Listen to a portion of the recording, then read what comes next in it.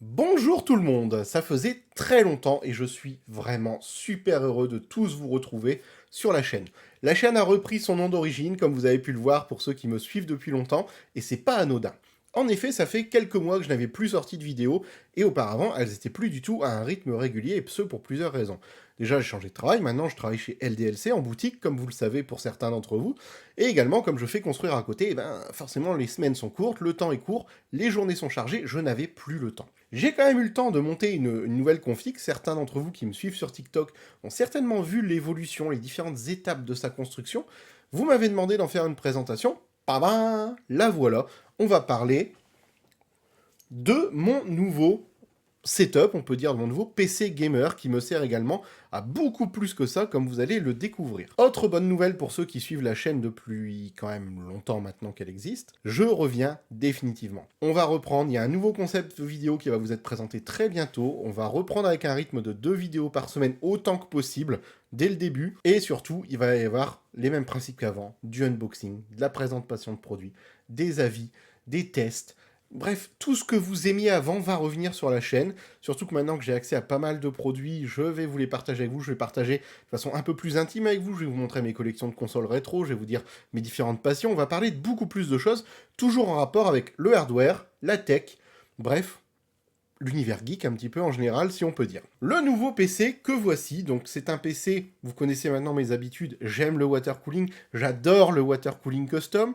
Forcément, le nouveau PC est un water cooling custom. C'est, on ne va pas se mentir, un monstre de puissance dans un écran que je trouve à la fois classique, très innovant et technologiquement parlant, un bijou. Je vous fais un petit tour d'horizon de la machine. C'est un boîtier de chez Singularity Computer. Pour ceux qui ne connaissent pas, c'est une marque de boîtier australienne qui fait des boîtiers comme celui-ci, avec, vous voyez, un système de water cooling custom. Le boîtier est une DistroPlate water cooling custom à lui tout seul. Ça vaut une petite fortune. Il y a un travail d'ingénieur et surtout de passionné derrière cette marque qui est phénoménal. J'ai eu l'occasion d'échanger avec le directeur de l'entreprise, qui est simplement un passionné. Il aime l'informatique, il aime les water cooling custom, et il veut faire des boîtiers qui sont de plus en plus parfaits, de plus en plus poussés pour les circuits, justement, custom que j'aime réaliser, et ce boîtier ne pouvait forcément que finir ici pour être assemblé avec une configuration digne de lui. On a le boîtier Singularity Computer Integra M en silver, parce que les plaques sont argentées, avec plusieurs options qui normalement sont vendues séparément. La plaque Elite à l'avant, qui est en quelque sorte une DistroPlate. La partie transparente ici pour le cache à lime. Il y a également les câbles qui sont normalement fournis séparément, qui là sont fournis avec, puisqu'on va voir que ce boîtier est très complet. Au niveau composants, on va retrouver ensuite, histoire quand même de faire une petite globalité sur la config, carte mère, forcément, je ne pouvais pas aller autre part que chez Asus, évidemment. C'est une Asus ROG, c'est la ROG Strix Z790A Gaming D4. D4 parce qu'elle est en DDR4. Effectivement, au jour d'aujourd'hui, si on veut être honnête, la DDR5 n'étant pas exploitée par les jeux et les applis que je fais à 100%, c'est pour moi une marge d'évolution possible pour le futur de ma config qui est intéressant. 32 Go de RAM de chez Kingston Fury, c'est des RAM que j'adore, elles sont stables, c'est solide. Le design RGB est vraiment sympa, hein. Moi en tout cas j'aime beaucoup, dites-moi ce que vous en pensez en commentaire, mais je trouve ça très bien. Le processeur, le cœur de la machine, c'est un Intel i9 13900 KF. Là, on plaisante plus. Même si, il est vrai, la génération 14 est maintenant disponible, ce processeur a de très belles années devant lui. Pour l'utilisation que j'en ai, il est absolument parfait. L'utilisation que je vous décrirai d'ailleurs juste après. Pour la carte graphique, Asus évidemment, une TUF. Et oui, une TUF Gaming, la 4090 OC. Ni plus ni moins. 4090 OC de chez Asus TUF. C'est un bijou, c'est un monstre de puissance, et en plus, elle est water coolée. Et ouais, complètement water coolée, donc avec des températures, autant vous dire, phénoménales. L'alimentation qui est ici, c'est une Dark Power 13 de chez Be Quiet, que j'aime beaucoup aussi. C'est des aliments qui sont très propres, très stables, très bien finis. On a un niveau sur de qualité sur les matériaux qui est absolument incroyable. Bref, excellente alimentation.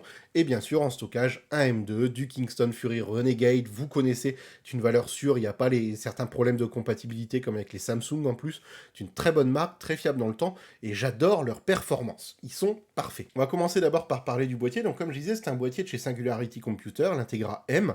On est sur une valeur d'à peu près avec les options 1800 € pour le boîtier seul sans les composants. Au niveau de ses particularités, donc comme vous voyez, on a la pompe du water cooling qui est intégrée juste là. Vous verrez des gros plans juste après. La pompe de water cooling juste là. On a le circuit de water cooling qui se fait dans une distroplate, principalement ici. Il y a une partie de la distroplate cachée par le radiateur ici en haut également. On a la plaque de distribution, deux radiateurs en 360. Tout le water cooling, tout le système water cooling vient de chez AlphaCool. Merci encore AlphaCool, vos produits sont juste top, vraiment incroyable, la qualité des tubes, juste dingue, les composants sont au top, et au niveau performance, c'est juste une dinguerie les températures que j'arrive à avoir. On a, pour reprendre sur le boîtier, on a un système qui s'appelle la Powerboard. La Powerboard, c'est la plaque noire que vous voyez, alors je regarde, je fais la mise au point, ici derrière. C'est une plaque de distribution d'alimentation pour PC. C'est-à-dire que là, mon alimentation n'est pas branchée directement à mes composants. L'alimentation est branchée dans le cache-alim à la Powerboard, et la Powerboard, comme vous voyez, là on a une rallonge, là on a une rallonge, relie directement les composants. L'avantage, c'est qu'on a un câble management qui est tout simplement parfait. Les câbles fournis avec sont à la longueur exacte nécessaire au millimètre près pour avoir une courbe parfaite. Bref, c'est extrêmement étudié. On peut brancher également les cartes graphiques en PCI Express 5 directement. On peut également mettre du PCI Express classique. Pour ma part, la carte graphique est branchée directement au bloc d'alimentation parce que je n'avais qu'un câble PCI Express 5. Je n'avais pas le câble relais ici. C'est un câble à acheter séparément qui ne m'a pas été fourni. Donc j'ai fait utiliser les petits ponts de chez Câble Mode et je l'ai relié en direct à la lime. Voilà. Donc la lime, forcément, 1000 watts, totalement adapté à la 4090, il n'y a aucun problème de puissance. 1200 watts, tout ça, c'est intéressant quand on commence à faire de l'overclocking en plus sur le processeur, etc. Là, ça n'est pas le cas. Pour finir sur les composants, on va rentrer un petit peu plus dans les détails maintenant du water cooling. On a des ventilateurs en 120 mm de chez AlphaCool. Tous les embouts sont en couleur chromée. On est sur des tubes de 13 mm en acrylique avec un côté dépoli. Vous savez, un petit côté comme s'il sortait du congélateur que je trouve absolument magnifique. Le waterblock, c'est de l'AlphaCool également, comme vous voyez, bien balèze, bien transparent, tout RGB. Et vous allez me dire, autant de puissance, qu'est-ce que tu en fais? Aujourd'hui, la 4090, c'est quand même le monstre de puissance qui n'est pas forcément exploité. Ce PC me sert à jouer sur un écran Asus qui est ici, c'est un écran 4K 144 Hz, donc forcément, pour profiter des jeux avec tous les graphismes au maximum, hein, je parle bien des graphismes au maximum, franchement, c'est juste un énorme kiff de voir les performances qu'elle a. Elle va me servir également parce que à côté, je reprends également, et oui, je reprends, le stream. Donc ma chaîne Twitch, tout est en description. Il va y avoir des streams réguliers, principalement sur Star Citizen, qui est, vous le savez, ma grande passion en termes de jeu. Hein, ça, c'est un secret pour personne. J'en parle au boulot, j'en parle avec les clients, j'en parle avec vous ici, maintenant. Je suis un grand fan de Star Citizen. J'y joue tous les jours. Je suis un grand fan aussi d'Age of Empires, d'autres jeux à côté. Mais Star Citizen en 4K, autant vous dire que j'ai des performances de malade. Je tourne à peu près dans les 80-100 FPS sur le jeu, ce qui est extrêmement rare en termes de performance, c'est un énorme kiff. Le combo i9 4090, pour stream surtout des jeux comme ça, c'est quand même vachement sympa. Et au-delà de ça, forcément, qui dit reprise YouTube dit montage vidéo en 4K, obligatoirement, puisque je vous fais un maximum de vidéos 4K. Là, la vidéo est filmée avec une lentille 1080p sur mon iPhone, mais normalement c'est record en 4K, la qualité devrait être quand même assez sympathique. Donc comme vous voyez, on est sur une config en termes de prix global. J'ai pas fait la mise à jour des prix des composants, après ça peut varier énormément aussi en fonction des sites où vous souhaitez acheter, mais on peut se situer entre 7 et 8000 euros. Tout va dépendre de si on met de la main d'œuvre, si on met ce genre de choses en compte dedans dans la balance, mais voilà, il y a déjà le boîtier qui vaut une bonne partie, vous avez la 4090 qui vaut une petite fortune, le processeur on n'en parle pas, la carte mère, oui c'est une ancienne génération, mais elle fait très bien le travail, donc j'ai aucun problème avec ça. Si elle me bride, honnêtement je me suis même pas renseigné si elle me bride ou pas, mais si elle me bride, ça ne se ressent absolument pas. Vraiment absolument pas. Les fans du bottleneck qui risquent de crier au scandale en commentaire, sachez une chose, ça fonctionne très bien et je n'ai aucun problème sur aucun jeu, aucun logiciel. Voilà, ça aussi c'est dit. En termes de performance maintenant, si je reste avec ma vitesse de ventilo, j'ai baissé la vitesse des ventilos volontairement pour qu'il n'y ait pas de bruit, forcément même en jeu je n'ai pas envie qu'il y ait du bruit, je tourne généralement sur la carte graphique et le processeur à une température relativement proche, Carte graphique, on est souvent autour de 45-48 degrés. Le processeur, une petite cinquantaine de degrés, sachant que je n'ai fait ni des leads, ni quoi que ce soit. C'est de la pâte thermique également de chez AlphaCool, c'est de la Apex, elle est très bien, un petit peu dure honnêtement. Il n'y a pas que des bonnes choses, j'en parle après, mais elle fonctionne très bien, j'ai de très bonnes performances thermiques également. J'aurais aimé pouvoir mettre des radiateurs plus épais, là on est sur des radiateurs en 30, j'aurais aimé mettre des 60, le problème c'est que ce boîtier-là, c'est une version mid-tower. La version mid-tower, tout simplement en hauteur ici, vous n'avez pas la place pour mettre du 60, et à l'avant, c'est pareil, si vous mettez du 60, ça vient taper dans la pompe, et ça, forcément, c'est pas bon. Comme je disais, tout n'est pas non plus rose au pays du PC. Dans les défauts que je trouve, que ce soit au boîtier, aux composants ou au reste, le boîtier, ici, la plaque supérieure, je ne suis pas le plus grand fan, simplement parce que les découpes sont un peu trop grandes, un peu grossières, ça fait que même si tout le reste est bien fini, à cet endroit-là, on voit les câbles, c'est pas forcément très joli, alors qu'il n'y a pas besoin d'autant de place pour les passer.